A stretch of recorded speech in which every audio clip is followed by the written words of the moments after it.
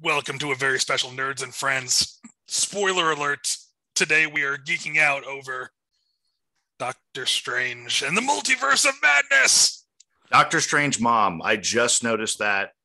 Yeah. I just noticed that was what it was on the ticket, which is also what any nerd kid would be saying to their mother.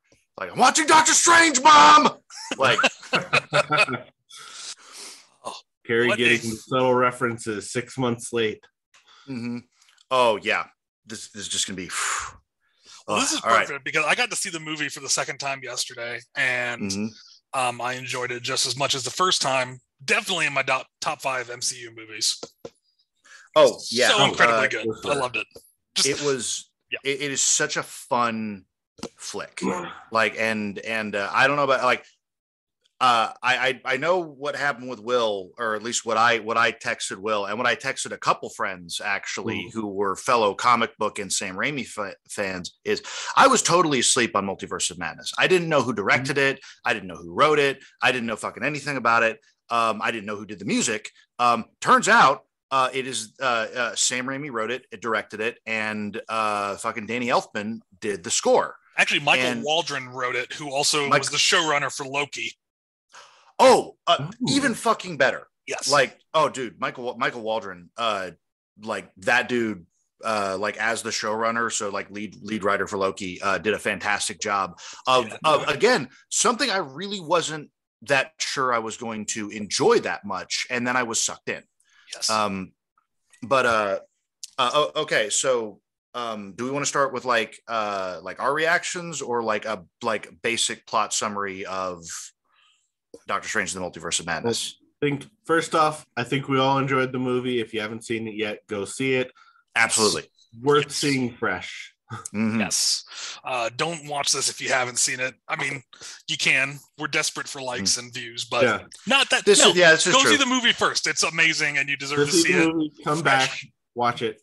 Well, here's the thing. This is the marker of a good movie in my mind that is in a way spoiler proof, much like Everything Everywhere All at Once. In addition to being a good multiverse movie, I think this movie is good, is spoiler proof, because anything that's spoiled, like anything that we tell you about the plot, is not going to ruin the experience of how fun this movie is. Yeah. Well said. The big twist is early enough that it's and it sets up the plot so well that even if you know that going in, it's going to be good. And it's a really good early twist. It's actually a great way of without getting too much into it before we reach like the spoiler dam that is keeping the Netherlands from being flooded with spoiler. My tea is hot.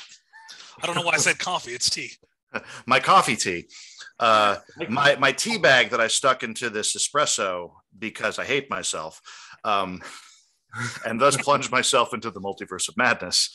I am functioning off of cold brew concentrate myself that I got from the Mitsuya market down the road. So very nice. The nerds and caffeine. Nerds on caffeine. It's just going to be like any Mad TV bit. Which honestly, I think we kind of have to all be a bit hyped up, and caffeine is the adult version of sugar for this movie. Because I think this movie is kind of the equivalent of being like 12 and slapping 2 plastic action figures together going, absolutely. And it's got the same kind of plot that you'd come up with. Like it's got the same kind of story you'd come up with as a kid with action figures. Like that's what's kind of that is one of the things that's so fun about it. Like this is very much like a set piece movie where like this as storyboarded by like 12-year-old me / a Michael Bay type would be like, I have a Doctor Strange action figure, I have a Scarlet Witch action figure, and then I have a Ninja Turtles play set, a He-Man play set, my kitchen that I'm pretending is New York City, and all of my X-Men figurines from the 90s. All of my 90s era action figures from Marvel cartoons. Yeah, and then you just like unwrap or you just like broke the plastic wrapping off of America Chavez. Yeah, exactly. And it's like I need to find a way to tell the story with America Chavez. Shout out to brilliant performance from Xochitl Gomez. That was amazing. Honestly. And then, but I do have to say, I think Elizabeth Olsen stole the show as Scarlet Witch. Mm-hmm. She was brilliant. I mean, all the performances in the movie were solid, but hers was especially especially the second time around, I was just noticing the nuances of her performance, and it's so well done. Masterful acting. Yeah, really good. She knew what she needed to do, and she committed to the part that she was going to play, and it was just wonderful. Yes. So on that note, before we get too far into it, so we can actually like talk at the whole audience about this. So Doctor Strange in the Multiverse of Madness is set after the events of Avengers Endgame and all the current Marvel MCU TV shows. Essential to one of the essential ones being WandaVision, because WandaVision factors directly into the plot of Doctor Strange. And actually Spider-Man No Way Home, even though interestingly enough, because of the end of No Way Home, it can actually be a completely floating plot because Doctor Strange doesn't know that he fucking participated in Spider-Man No Way Home. Spoiler. No, he does. He says he does. Remember in the beginning of Multiverse of Madness, when he's talking to America Chavez, she goes, "What do you know about the multiverse?" And he goes, "Well, we had an incident with Spider-Man," but he doesn't remember. He doesn't remember that it's Peter Parker. He doesn't remember it's Peter Parker. He remembers that happened with Spider-Man. Yes, and there's some phenomenal dialogue around insect-themed superheroes and their powers that will let you all enjoy. Yeah, it's an amazing joke. So basically, like it picks up, and you're back with Doctor Strange, and he's very much like a famous superhero, but he comes off as a B-lister, which is very cool. He attends the wedding of his romantic lead from the last movie, played by Rachel McAdams, who is phenomenal in various versions. And then through a very reminiscent of Spider-Man 2 scene with an interdimensional demon, Doctor Strange stumbles across a dimension hopping teen who may or may not be kind of a mutant in this version. Like we're like broad MCU, but like America Chavez, who is like one of the only people in the multiverse who actually does not have other selves in the multiverse, and can therefore, like as part of her power, hop between dimensions. She's being pursued by something or someone who wants to take this power, who can siphon off this power. Doctor Strange doing so will kill her. But doing so will kill America Chavez because the power and the person are irrevocably linked here. So Doctor Strange, upon like the way that this goes, says, "Oh, we need an expert in this field." Goes to Wanda Maximoff, who after her events in the middle of New Jersey in WandaVision has like secluded herself somewhere in the mountains. Just like if you saw the postscript of WandaVision, you saw what Wanda's doing. And immediately through dialogue, Doctor Strange finds out that it's actually Wanda, it's actually Scarlet Witch, who is now the Scarlet Witch, who is hunting America Chavez. Which I gotta say, like the dialogue there in that scene, as they're just like shooting the shit back and forth, like the chemistry that those two had in that moment was just perfect. To the point where like, you have that like where the beat drops when you realize the plot twist if you haven't figured it out yet. I mean, they didn't do a whole lot to hide that. But no, it's like the flash to bang on that is like 3 minutes. But you're right, it's some of like the tightest dialogue. Yeah, where like I can assume that Josh, upon the second way through, Elizabeth Olsen is actually a good enough actress that you saw her acting like she was trying to play it cool, which in retrospect is what I saw. Like the second that line hit, I was like, oh, that's why she was being weird. Yeah. And then it just unfurls. Very, very nuanced. And I had picked up the same thing because, like, I knew about this plot twist going into it. I don't. Oh yeah. It hadn't necessarily been spoiled so much as I had figured this out like a while ago and had just been kind of waiting for this. Yeah. And like I definitely picked up on the same thing where you get that she is acting like a person who is acting inconspicuously. Yeah, which is interesting because I've seen that happen in conversations before. Like, and it was really weird. Like I thought it was so well done and so well shot. Like the only thing, like, this is I think this tangent fits. It's shot to me in a way that is reminiscent of the way that The Thing, 1982 John Carpenter, The Thing, is shot, because there is that scene in The Thing where they're doing the blood test to figure out who is infected. And part of the brilliance of that scene and the way that it's shot, and I am stealing this shot for shot breakdown from Wizard and the Bruiser on Last Podcast Network, because they did an amazing breakdown of The Thing, and it's one of my favorite movies of all fucking time. But one of the things they do is every time the hot wire is going to go into the blood to see if the thing from another world is going to react, it's like dramatic, and it's like it's a tension build and it's a break, and it's tension build and it's a break. But the last one is shot like it's going to be a throwaway, because you don't get a close-up. It's just Kurt Russell. He looks off screen and like makes a comment, and then he sticks the wire into the pan, and the petri dish like fucking explodes with the thing. That was like what this dialogue exchange alone between Doctor Strange and Scarlet Witch felt like.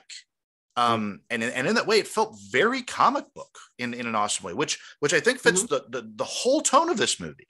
It's a brilliant movie that feels like a comic book in a huge way.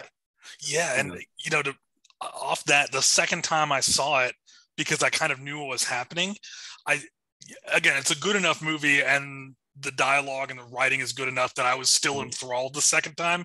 I wasn't like looking forward to certain beats. I was just in it, but I did kind of in that moment, I was more aware of, I felt the audience kind of do a double take after Wanda says, where's America now? And then she goes, you didn't say his name. Her name. Yeah, and everyone just kind of was like, no one gasped, but like you could feel the tension in the air of just like, oh shit, like, oh. Yeah, and I want to say, like, I whispered, oh shit, in the theater. I was like, oh fuck, like, it's a good reveal. It's a great reveal. And I picked up on that line immediately, and I was like, oh, they're gonna play it this way. How long are they gonna?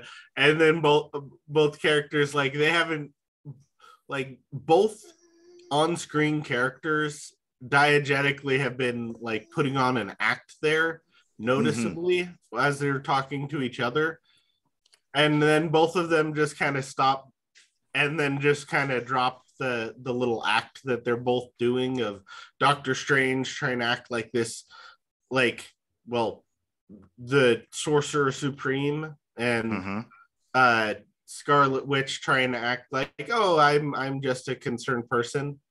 And then just that palpable tone shift from both of them after that line. There's like a beat, and then they both shift their tones, and it's just well. And the thing that I like about that tone shift when they're both, like, because they both do, like, it immediately comes off as human, like they both have taken off their air, like their airs, but the resultant, like, this does feel like a natural progression of the way that WandaVision left off, because like the postscript of WandaVision really feels like Wanda wants to get her kids back.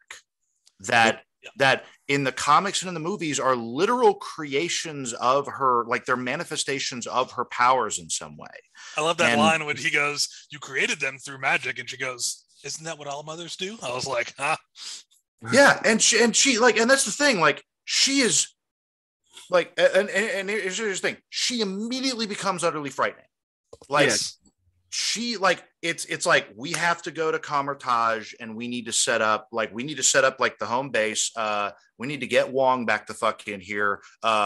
played by Benedict Wong, who is getting jacked, by the way. That Marvel money is treating him well. Yes. And like we need to get the Sorcerer Supreme on this. We need to we need to protect America Chavez at all costs, because one way or another, something bad's going to happen. And you know what? It fucking does. Yes. You have a magical, you have a standoff, and then you have a Marvel magical Helm's Deep. Yeah. In miniature. And it's actually kind of the scariest thing there. And they did this a little bit with Civil War, but it kind of worked against the Marvel team in Civil War, because you realize you have two characters going against each other that both have the plot armor from the prior films that they've been in.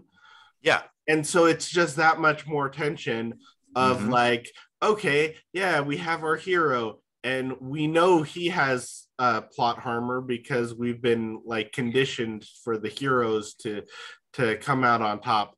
And then we have our villain, who is also a hero from previous movies, who definitely has plot armor because we've been conditioned to think that she's going to come out on top. Yeah, which come out on top, if we're being honest with the way that Elizabeth Olsen's Scarlet Witch has been, the WandaVision alone was an exploration of not being able to deal with your trauma and externalizing it in a big way. And when you find out in what is it, episode 5, that sitcoms are her coping mechanism, and it's this projection. I think I actually got to sit in on I think it was an Emmy panel for the Writers Guild, where the writers of WandaVision that got nominated, got to the ones that the head writers of each episode got to talk. And they talked about the mixing of the genres and everything, and they were and how to make it funny, how to make it fun, how to mimic sitcoms, but also give that just enough of a touch of Uncanny Valley at some point to make things weird. And the thing about it, one of the cool things about it was it was their TV shows were very much a way that she processed trauma. And when that was shattered, when the thing that she's been using to process trauma externalizes, because that's what her power does, and it gets out of control, and she sees the chaos that what do? You go and you take the only tool that has been presented to you as a raw magic user in this universe, and you try and learn from it, not knowing that this is an evil entity or not. But also when you attach onto something like that psychologically, and you have a goal, it almost doesn't matter what it almost doesn't matter what the consequences are around it, which I think is a fucking fantastic way that the character arc was put together. Let alone Sam Raimi is great at sympathetic monsters. Okay, he is great at horror movies where you are examining the duality, what is close about who is technically the antagonist and the protagonist. But on top of that, Elizabeth Olsen's Scarlet Witch is straight up one of the scariest things ever presented in the Marvel universe. The scariest thing ever presented in the Marvel universe. And that's what was so gripping for me, was that I'm rooting for her, but I'm also not. And I haven't felt that way about a villain since Doc Ock and Spider-Man 2. Yeah. Which is also Sam Raimi, but another great Sam Raimi character. I gotta say, I really loved in this movie two things that stuck out to me based on what we've talked about so far. First off, the theme of Stephen Strange is constantly evaluating, am I happy? And then as a projection of that, am I happy in this universe? And I've been doing a lot of work personally with my psychology and mental health lately. And I think that relationship to how you define happiness and understanding that it's a state that we can reach but not live in is an important thing for actually being able to savor happiness and live a healthy baseline mentally. And so I thought that was a really cool theme to have in there. And then just like we were talking about with that reveal and how it jumps straight into the standoff at Kamertage, The writing in this movie is incredibly tight. There is no filler. Every beat, the one place where I thought there was filler the first time I saw it is when you have Doctor Strange's corpse from the other universe in the beginning, and then he makes the joke about, oh, I've buried worse, and oh, that's going to violate an ordinance, and I was like, that's a funny joke. Yeah. That's not going to come back. And then, boy, did it come back! Chekhov's fucking corpse. Okay, now you said a lot of things that I really want to unpack, but first, I think that like Will, did you had something to say real quick? I had something to say real quick a while back, and I forgot entirely what it is. So. Okay, all right. Off the Rails, the podcast. My new podcast about tangenting. Nerds and tangents and caffeine. Nerds and tangents and caffeine. Okay, but so the way that it's written too, like Doctor Strange keeps saying, "I'm fine," which. If anybody here knows anybody who is struggling and is hiding it, you know that sentence and that tone, like that, and that is very like, and the fact that is central to the plot and it's central to the character arc of Stephen Strange, because in the end, him looking at Rachel McAdams and saying, "I'm not fine. I'm scared. I'm afraid." That hit home in a big way, and it's because this wasn't a superhero story about the cataclysmic potential end of the universe. Really, like that's very secondary. Like this is about one guy who wants to do one thing right finally. And his problem is he cannot let go of control long enough to let that happen. And that being his arc is such good writing, is such good development overall. And I think there's a little more to that even, because I feel like early on in the movie, there's a whole lot of like Doctor Strange is trying to be like, I'm not really an asshole. Like I know I've done some kind of like shitty things, but I'm not just this asshole. I'm a deeper person. I've come from that. I'm better than that. And then by the time you get to the end, you're expecting like this actually like overcoming of like himself, and there isn't a way, but it's more of, yeah, actually, you know what, I am that asshole, and I am going to do this in my own asshole-ish fashion. And it just kind of works with that tone of kind of self-acceptance through like you're looking at your negative qualities and your positive qualities, and then kind of coming to terms with, well, this isn't good or bad. It's just like, I am just this person. And it is just, I am. Yeah. And exactly. I think through that self-actualization, that's what makes him the first Stephen Strange that we encounter who can say, you know what, America, you do your thing. Trust in your power. I'm not going to take it, even though I can control it better. I'm going to let you do your thing, and I'm not going to interfere. And he kind of at the end, lays down and says whatever's going to happen is going to happen. And I think that kind of acceptance is like, he did everything he could in his power to do the right thing, and now he's got to learn where he can control stuff. And I know for me, that's been a big thing of learning to focus on things I can control in life, and letting go of the things I can't, and bridging that gap to be happier and meet my expectations. Yeah, kind of accepting yourself so that you're willing to give up control. Yes. It's fantastic writing, and it is done. It's a great story, and it's told in a way that does not detract from how absolutely fun this movie is. Yeah. Every single step of the way. Like going through dimensions immediately, like ending up in another dimension that feels a lot like the second season of Doctor Who, like right when you had that David Tennant run. Like right off the bat, there was something about, and I want to say that was when Stephen Moffat was writing Doctor Who as well.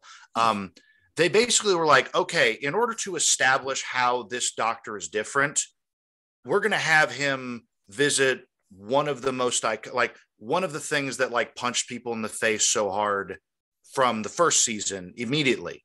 There's going to be the same companion. It's going to be the same villain. But the only thing that's going to be different is it's going to be David Tennant as opposed to Chris Eccleston. And we're going to see, and we're going to let this character solve the problem his way. And it was a great way of reestablishing a character. And that was one of the really cool things about like going to this alternate dimension, which is like definitely a proto New York. It felt very much, it felt like a Fantastic Four in New York. Like this New York, because obviously that happens, like this felt like a New York that Reed Richards had been working on in the wake of Galactus and Thanos and everything. And then what do you do when you have no fucking idea where you are in a multiverse? And a multiverse is an entirely new concept, even to like, it's even a theory to the Sorcerer Supreme with as Wong says, you go and you try and find yourself, and you find out yourself is dead. But not only are you dead, you set up the Illuminati, and then you get like this smack in the face, this like. And I think I described this to Will, like you got this scene that was like, oh yeah, you remember the guy that made those Spider-Man movies that everybody loves? What if we gave him all the properties, all the budget, all the control? And he was like, all right, Patrick Stewart is not just Charles Xavier, is Charles Xavier in the chair from the 1995 fucking X-Men show. That popped up. That theme popped up as interpreted by Danny Elfman. Yes. Thank you, Danny Elfman, for that moment of my inner child just screaming at the screen there.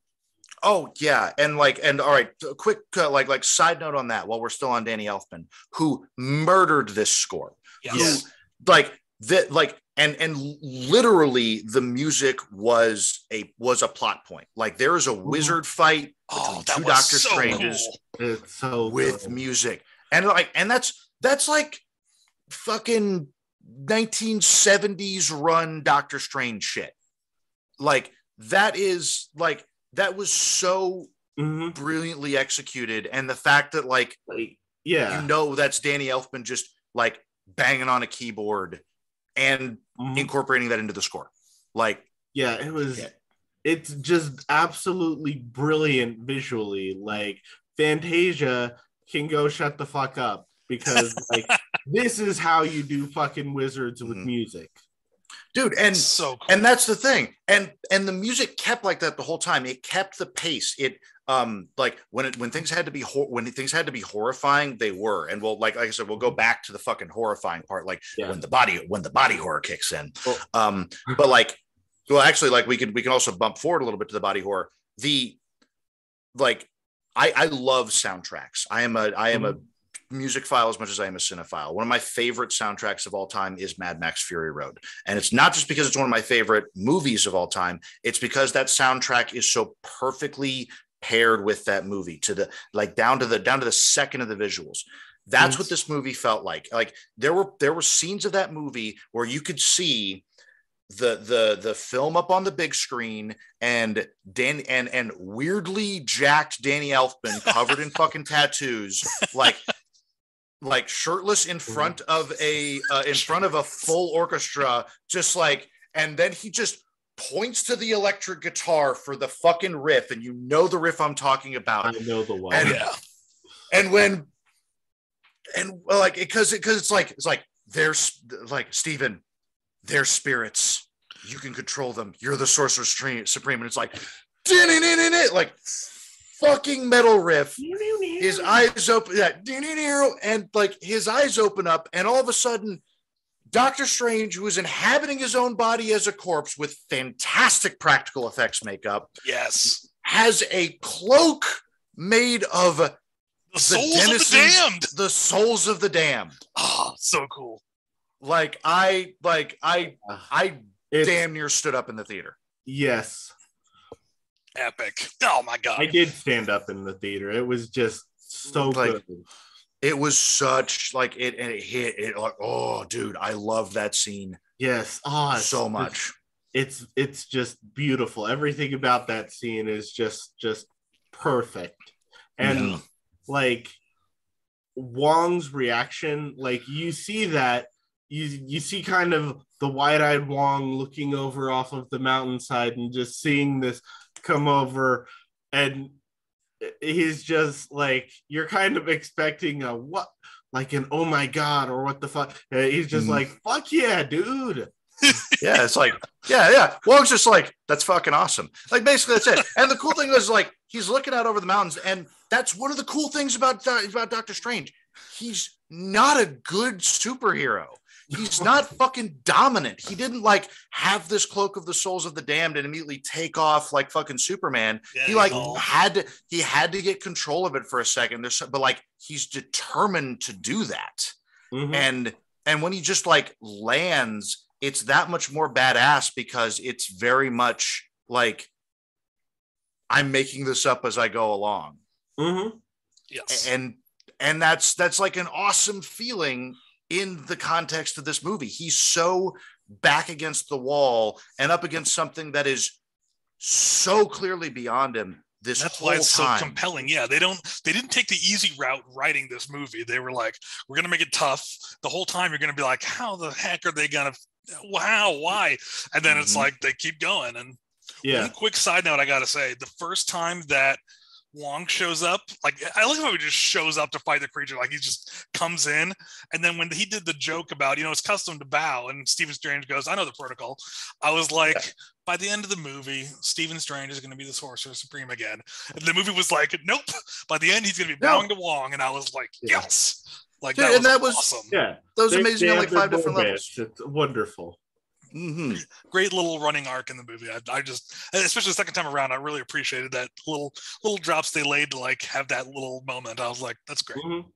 Oh yeah, because they're bros like that, and that's like they are friends, and they are so clearly friends that like one got promoted ahead of the other, and they acknowledge that. That like it's like the way that the chemistry was in the first Avengers between Tony Stark and Bruce Banner. Like that's not like necessarily in the comics. Like they're both the smart guys, but the fact of the matter is like when you got like the extroverted, charismatic fucking egomaniac and the introverted, like I'm barely under control dude, like of course they're kind of gonna like fuck with each other and develop a friendship. And that's kind of what like that's the way that Wong and Strange felt in this. Like it was amazing. Which I gotta say, actually, going back to that like Sorcerer Supreme back and forth there early on in the movie, like that achieved something that I didn't quite unpack until like way later, like well after I finished watching the movie. Of at that moment you are expecting Doctor Strange by the end of the movie to be the Sorcerer Supreme again. You mean like, and I don't know if it was consciously or not, but that kind of takes away his plot armor for Wong of like Wong could actually die and that would achieve Strange being the Sorcerer Supreme again. So like he is fair game.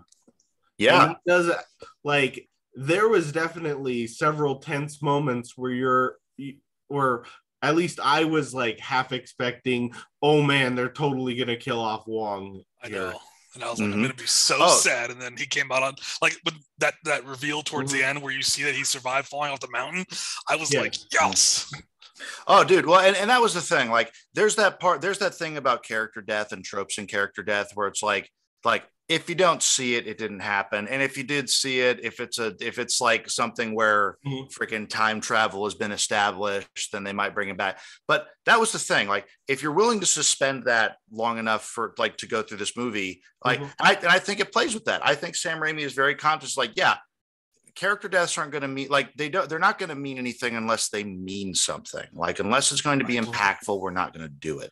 And like, after seeing the battle with the Illuminati, I was like, they're not afraid to kill people off. Like, I was just about to bring that up because all right, first of all, pure Sam Raimi body horror in the best possible way.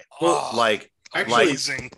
Before we go into the Illuminati, I think we really kind of got to even take a step back because we glanced over this at Carmitage. Yeah, Carmitage. Carmitage, yes.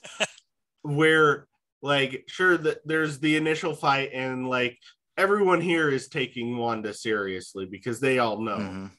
And then she just kind of mops the floor with all of the initiates and all of the everyone who is not Wong and Doctor Strange, while they run back with America into the safe room.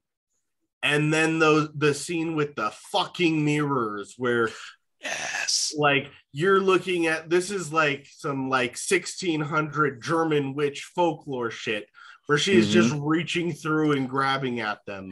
Any reflection, like that was like the first step of like, because the mirror dimension was your like, if you're trapped in there, you're trapped in there forever from the first Doctor Strange.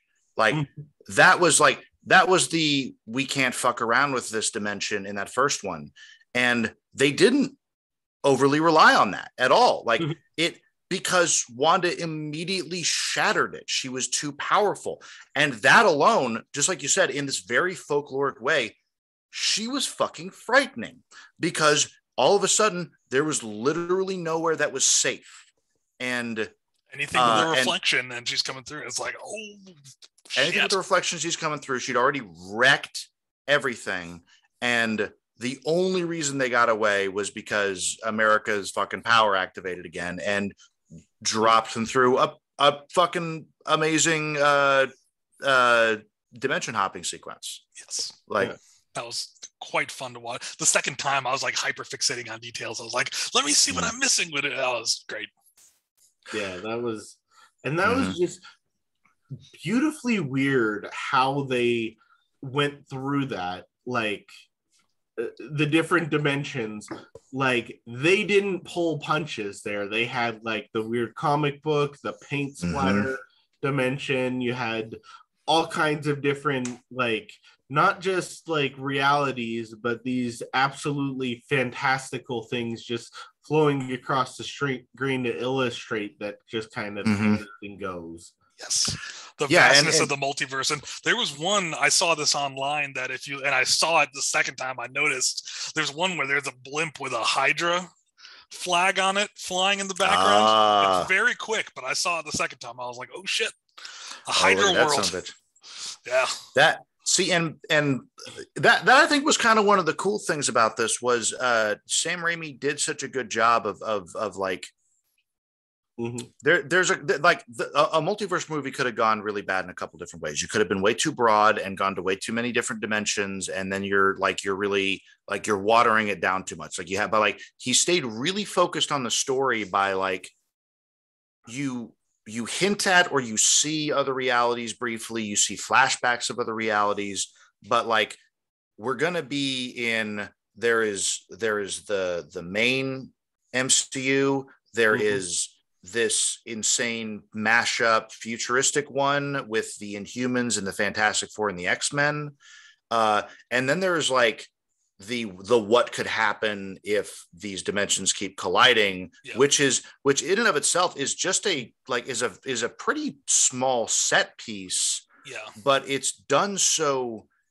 eerily, and it's almost the Purgatorio, if we're going divine comedy, of the art, and which fascinatingly enough is literally the thing that leads him, like if we're talking thesis, antithesis, apotheosis, which is the combination of the thesis and antithesis, like it's literally the catalyst for going into the third act. and it's the it's because of a recurring theme. Like, it's legitimately Doctor Strange is like, I'm fine. Like, I have to be fine because everybody's counting on me. And then there's the second dimension where he is dead now, but he succeeded. But he succeeded in a way that the world was better. But he is told how like truly lost he became in the process of that. And then he gets to basically meet a version of that guy who has completely lost himself to just desire, like just like the need to try and find something better, and in the process leaving himself completely isolated in a world where there is nothing, because all he has are these dreams of things that could have been, which is like this whole movie is a fantastic or allegory for different kinds of mental health in a whole bunch of different ways. But that's why I think that's why, like, him taking over his old body that did betray America to become the most badass zombie sorcerer of all time, which you got that glimpse of in the trailer, and then when you got to fucking see it in person was amazing. But then even when America's like, take my power, it's the only way, you have to stop her, and he's just like, no, like, I'm not going to do that, even though like it's kind of set up that might be the thing that he does, because he has literally done that before. Yeah. In other realities. And that and the way that you play, like, it's just going to be these couple realities.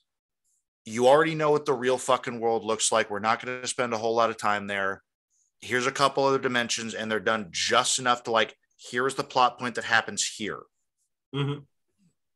I loved how balanced it was. Yeah. Yes. I thought that was just kind of a little clever, like, kind of subversion of this type of genre, because when you're dealing with like this type of wide multiverse, you do run into the issue of, well, sure, there's the future where Hydra took over, and there's the one where you have pizza balls in New York.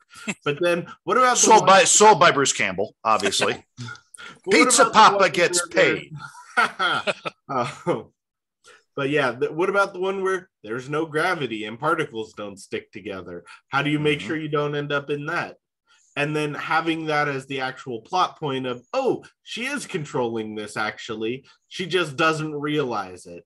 And having that just kind of work with that self-actualization almost motif that they have going through that for the main, for Doctor Strange.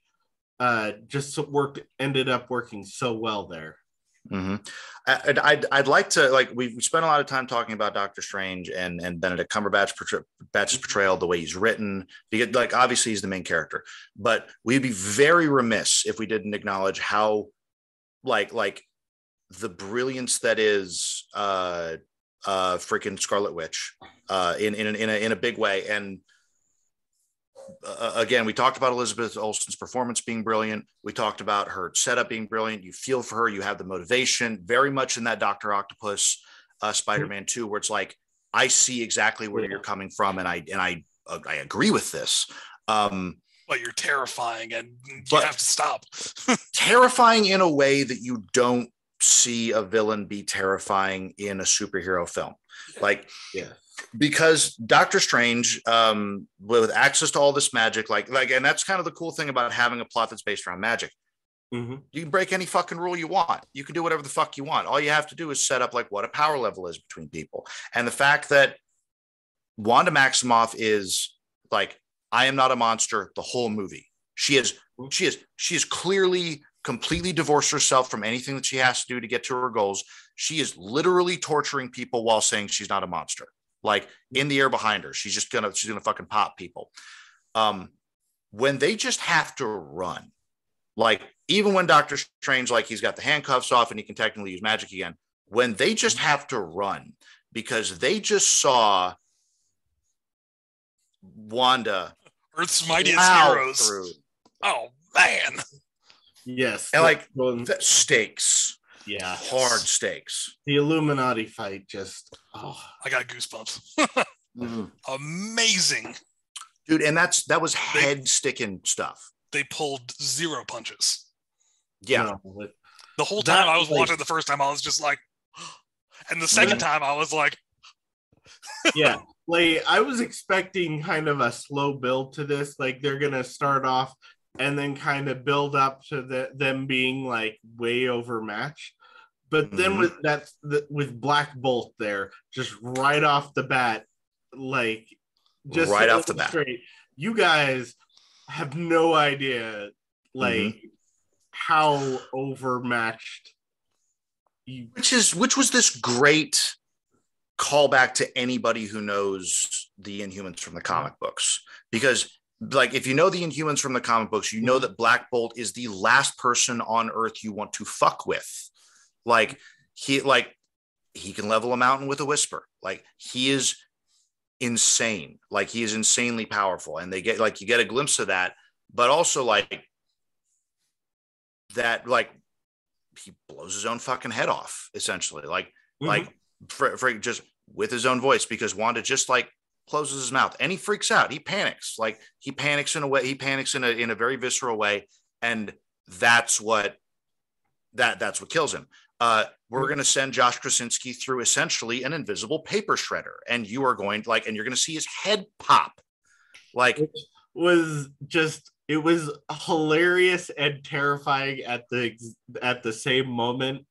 Oh yeah, like, that is just such the most conflicting feeling I had watching a scene. Is like I absolutely loved it. I thought it was hilarious, and it was absolutely horrific. Just like Sam Raimi style horror encapsulated right there. It was like, oh my God, that was horrifying and hilarious. Like that. And the thing was like, neither detracted from each other. No. And it just kept building, like coming down to like, go back to a fight with Captain Marvel. Yeah. Straight up.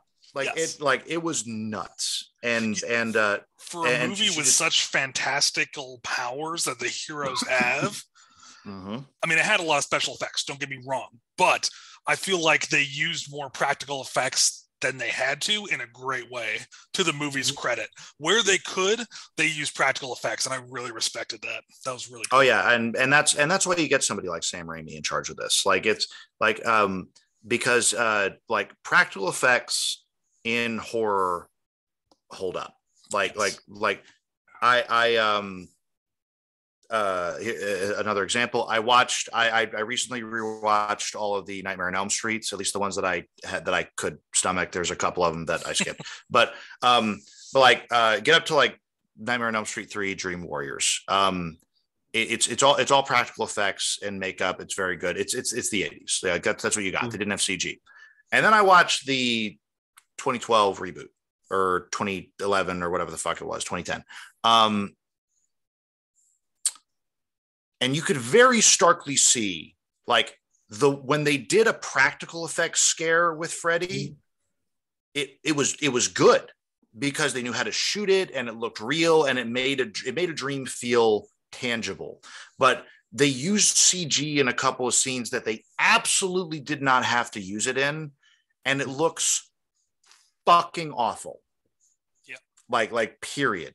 And that's what I think, like, you have to have like a good grasp of like both mediums in order to like get them down. And it's guys like Mark Miller of freaking of the Mad Max movies, Sam Raimi, like I wouldn't be surprised Peter Jackson pre-Hobbit trilogy. Peter Jackson pre-Hobbit trilogy with his bigatures, Guillermo del Toro. Like it's these Gen X and like these Gen X film icons who, like, a good chunk of them, I think it's because they did horror movie and they know what looks and feels visceral. Yeah. You know, like those are the guys that do horror in the same way that I lionize the like Hong Kong action movies, because people take hits, and the translation of both is phenomenal.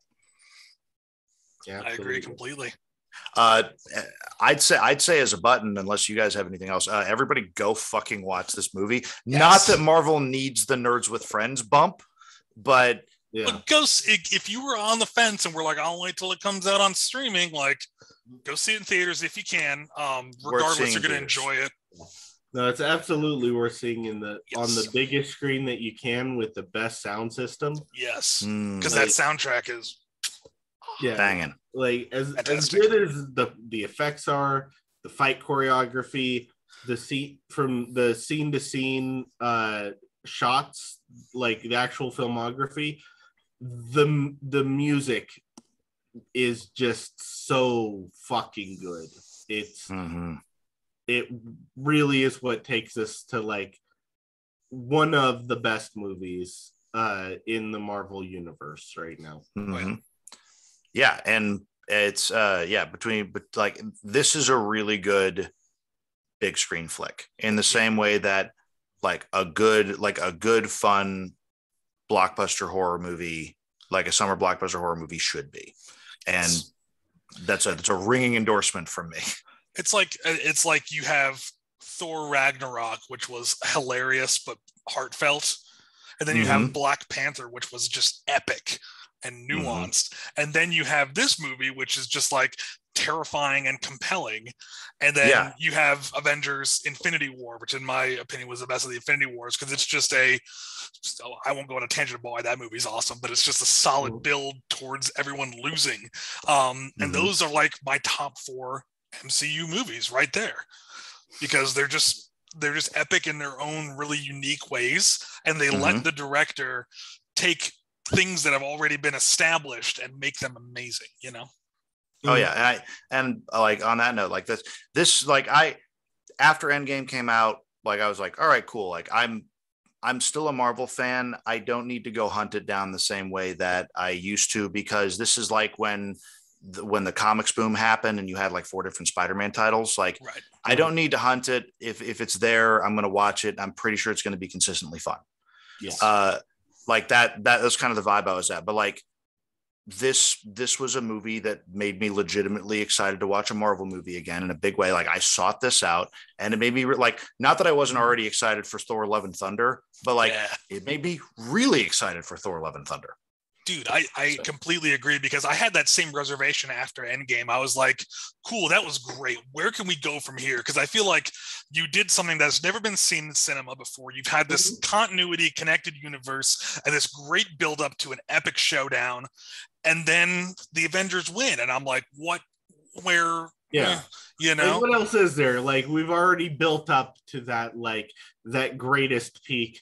It's just all downhill from here. Yes, and they have consistently delivered since then, and I'm just so impressed. It's just been amazing. Absolutely. I love it. What else can we say? I don't think a whole lot. Other Face than your fears, Stephen Strange. Face your fears. Face your fears. I would like to say that this lends credence to my running gag that I really want to write a biopic of my life. That is completely false in every way. And I need it either directed by Guillermo del Toro or Sam Raimi. And this would be like the tone. Like I would want the tone to be this nuts of like, yeah, for sure. Harry versus the multiverse. Yeah. Or whoever the Warrens got to do those Conjuring movies, because like, oh, absolutely. Yeah. Like James Wan and whoever wrote them, like the Warrens, for being absolute nutbags, like definitely have good publicists. Oh yeah. So we'll leave it at that. Perfect end note. Thank you for watching Nerds and Friends. Click like and subscribe, and check out our Patreon, because if we actually get followers on Patreon, we will start doing cool shit on there. But we won't start until we have more Patreons. We'll start doing bonus episodes, which may or may not just be us screaming in harmony. It might be new pictures of Josh. You never know. There could be new pictures of Josh. You know what? Tell you what. That's our $1,000 a month tier. To the person who is $1,000 a month tier subscriber, there will be nude pictures of one of us, and you'll have to decide which one it is. Or you'll have to figure it out. You're not going to decide. Fuck you. Yeah. It's only going to be feet. So yeah. It's only going to be feet, and it's only going to be the backs of knees. That's going to be the like backs of knees. The backs of knees. Like that's our promise. That is our promise for $1,000 a month subscriber. Excellent. So, well, thank you for watching Nerds and Friends. This has been great, guys. Right.